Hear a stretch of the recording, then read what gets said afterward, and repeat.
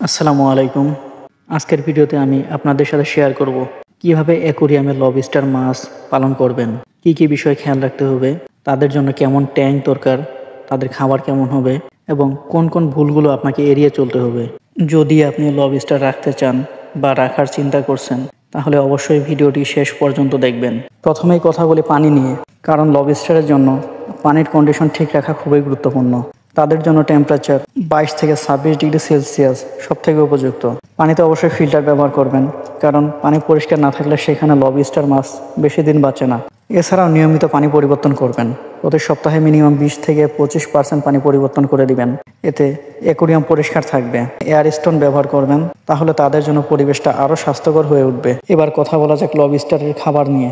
Lobster মাছ সাধারণত সব ধরনের খাবারই খেয়ে থাকে, যেমন ধরেন মাংস, সবজি জাতীয় খাবার দুটোই তারা খায়। তাদের জন্য ভালো মানের ডুবন্ত পিলেট এটা হলো সবচেয়ে উপযুক্ত খাবার। এছাড়া তারা ফ্রোজেন খাবার যেমন বাইনশিম, ডাফনিয়া এগুলো খায়।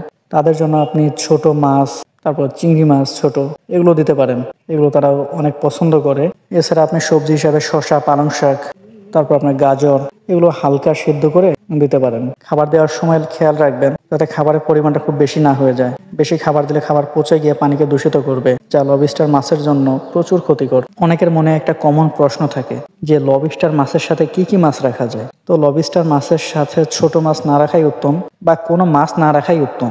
লবস্টার মাছ হলো এটা আপনার এক ধরনের শিকারি টাইপের মাছ।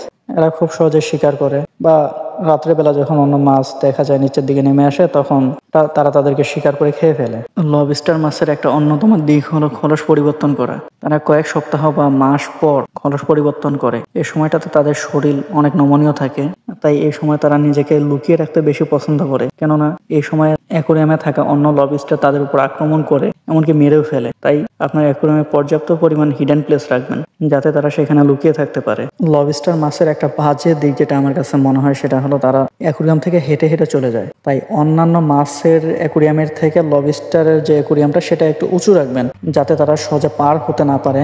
এছাড়াও যদি পারেন তাহলে উপর পাশটা নেট দিয়ে ঢেকে দিবেন, যাতে সেখান থেকে তারা বের হতে না পারে। তো এই ছিল আজকের ভিডিও। যদি ভালো লাগে অবশ্যই লাইক, কমেন্ট, শেয়ার করবেন।